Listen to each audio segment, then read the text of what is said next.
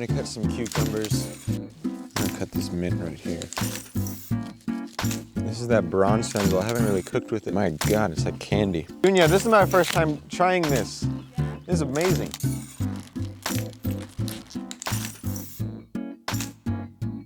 Taste from the Kitchen, episode 3.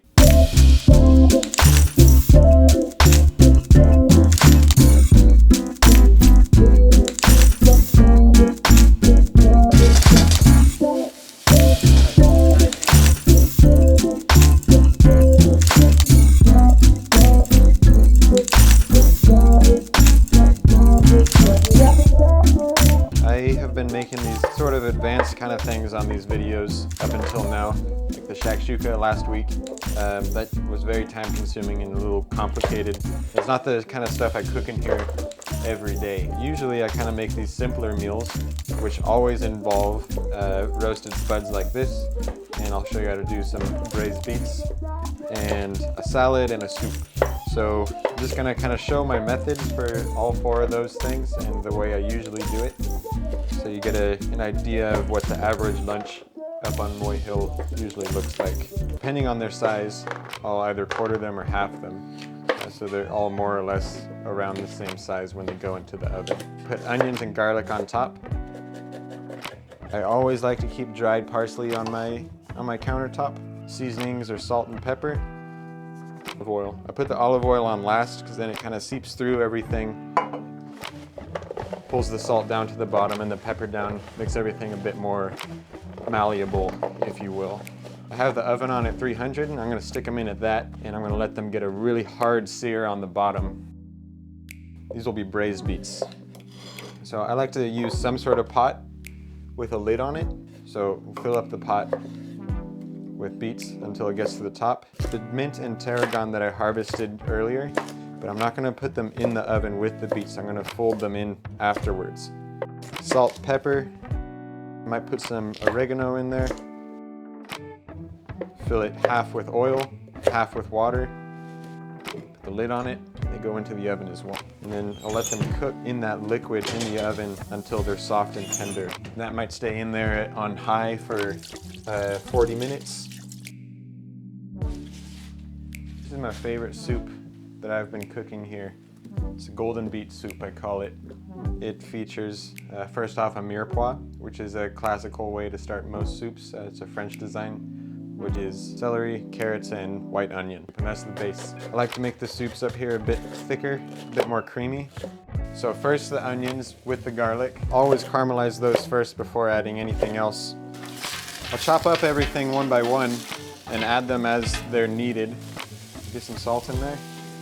I like to salt throughout the layers of a dish because besides just adding flavor, it also dehydrates your vegetables and accelerates their cooking time. Carrots are going in next. It smells so good already and there's nothing to it. And I like to leave the skin on because that's one of my favorite parts about this soup, is that the skin is the orange part, and that's the part that's really gonna color it up. I'm gonna go ahead and throw these guys in. And I'll let them saute a little bit first before I add water into it. Once I put the water in, the water's gonna be cold. It's gonna kind of make everything slow down a little bit. Keep stirring it until the carrots and the onions and the celery are pretty much cooked through and all of the beets are at least warm on their outside. Then I'll fill it with water. It's gonna take less than 10 minutes, and I'm just gonna put enough water in to cover the top. I'll let it simmer for about 40 minutes. Green shakshuka. Shakshuka is an Israeli food and it's typically served for breakfast. It's one of my favorite things to cook and eat, and it's typically made with red tomatoes and red bell peppers. We don't have either of those things, or we do have a lot of red tomatoes, but a lot of them get sold for the market. So instead we have a lot of green tomatoes that tend to fall off the vine because of wind, because of passerby, whatever reason they fell on the ground. And they're really fruity and they taste good. Not as good as a regular red tomato, but they still have their uses. So first, we get the alliums and the chili in there. This chili is really spicy too. This is traditionally a very spicy dish. I think this is the 3rd time I've made green shakshuka for the guys up here, but I've never used fennel in it and I've never used chili in it, so sort of always an experiment. We'll see how it comes out. Traditional shakshuka, it gets served with a cracked egg on top. I'm gonna leave the eggs out. Because this is a Mediterranean dish, I want to use olive oil. So in go the onions, put all the garlic in, definitely all the chili. Some salt on there for the same reason I used it in the soup. When I tasted these chilies yesterday, they were about the heat of a serrano pepper, which is more than a jalapeno. These are the green tomatoes. Very fruity, very sweet. All right, here's the allium and chili saute from a second ago.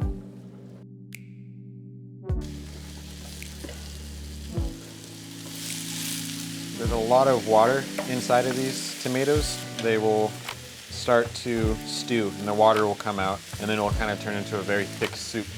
After which I can go around and I'll kind of mash up all the tomatoes. So now that everything's really hot, I've put it on low and I'll let it cook on low for a while.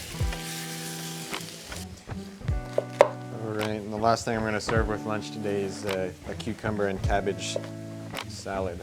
All right, so with the cabbage, take out the core.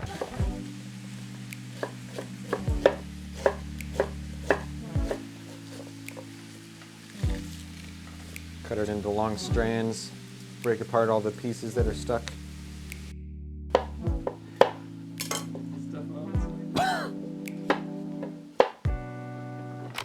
Whenever I'm making a soup or a salad or anything that has components to it, I like to make sure that all of the different ingredients are like the same size, or at least cut the same way. It adds aesthetic to the plate. Sometimes it makes it easier to fork up. So like I just cut these cabbages into ribbons. Now they sort of have as much of the same consistency as you could get with a cabbage and a cucumber. So it'll make it easier to eat. It also looks nicer. They mix well together. And when I put the vinegar in there, they'll cook at the same rate with the vinegar in them. Mix all that together. I'm gonna get some apple cider vinegar. Not too much of it, just enough to kind of make a small pool on the bottom of the dish. Salt too. Put this flat so it's all soaking in there. Let it sit and sort of do a quick pickle in there. All right, the fork tender, and there it is. It's exactly what I wanted. This is like really hard, like a chip. So it's really crunchy. You could even pull it off of it like that. Yeah, see, that one didn't get a sear because I tried pulling it off right now. See, it's too tight. So I'll set it aside, let it cool. Then once everything's cooled down, we'll get a spatula, go underneath everything, and the sear will come off with the potato. And then we have good potato chip, roasted potato spuds.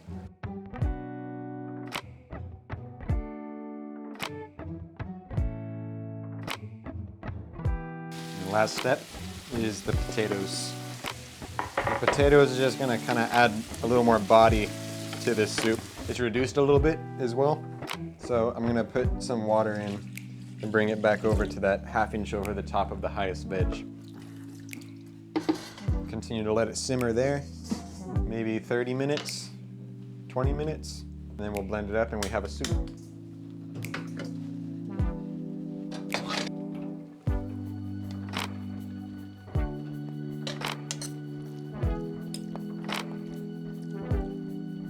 It's definitely not cooked all the way yet. And it's very spicy towards the end. Pretty tomatoes up front, finished with a spicy chili. Oh, that's awesome. That tastes so good. those chilies are great. They're a pain in the ass to cook, but oh my gosh, that is so good. Coriander.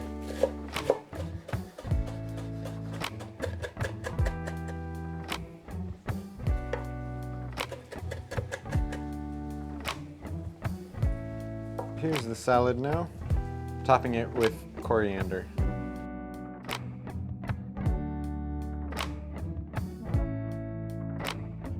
I have a little bit of mint and some tarragon.